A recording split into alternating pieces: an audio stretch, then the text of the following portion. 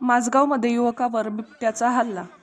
पाटण प्रतिनिधी विक्रम महिपाल. पाटण तालुक्यातील माझगाव येथे रविवारी रात्री 10:30 ते 11 वाजण्याच्या सुमारास माळवाडी परिसरात राहणारे श्री प्रवीण राजाराम पाटील यांच्या राहत्या घराशेजारी असणाऱ्या कोंबडीच्या शेडमध्ये बिबट्या घुसला होता.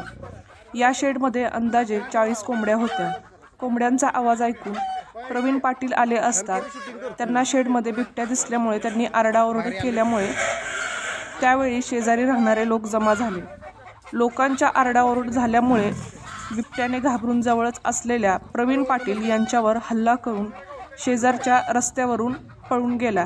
त्यांच्या हल्ल्यात प्रवीण पाटील यांच्या उजव्या खांद्याला व डाव्या गुडघ्याच्या वरती व उजव्या पायाच्या मांडीवर बिबट्याची नखे लागली आहेत.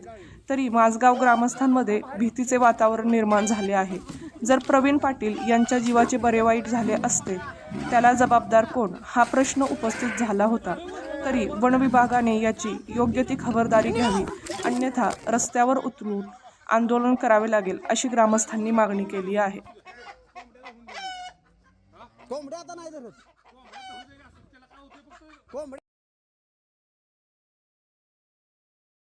म्हणजे रात्री टायमिंग त्याचं काय असेल अंदाजे?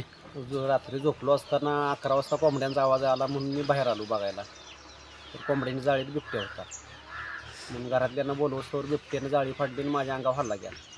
हल्ला केला त्यावेळेला पुढच्या पायाला तुमच्यावर टाकले होते ना? 4 पाय होते अंगावरती. 4 पाय उतरनं उडी मारली ती माझ्या अंगावर. मी पडलो खाली आणि अंगावरून उडी मारून पळून गेला. रात्री जो इथं बिबट्याने हल्ला केला तो कशा पद्धतीने, म्हणजे रात्री टायमिंग त्याचं काय असेल अंदाजे? रात्री झोपलो असताना 11 वाजता कोंबड्यांचा आवाज आला म्हणून मी बाहेर आलो बघायला. तर कोंबड्यांनी जाळीत बिबट्या होता म्हणून घरातल्यांना बोलवस्तोवर बिबट्याने जाळी फाडली आणि माझ्या अंगावर हल्ला केला. हल्ला केला त्यावेळेला पुढच्या पायाला तुमच्यावर टाकले होते ना? 4 पाय होते अंगावरती. 4 पाय उतरनं उडी मारली ती माझ्या अंगावर. मी पडलो खाली आणि अंगावरून उडी मारून पळून गेला.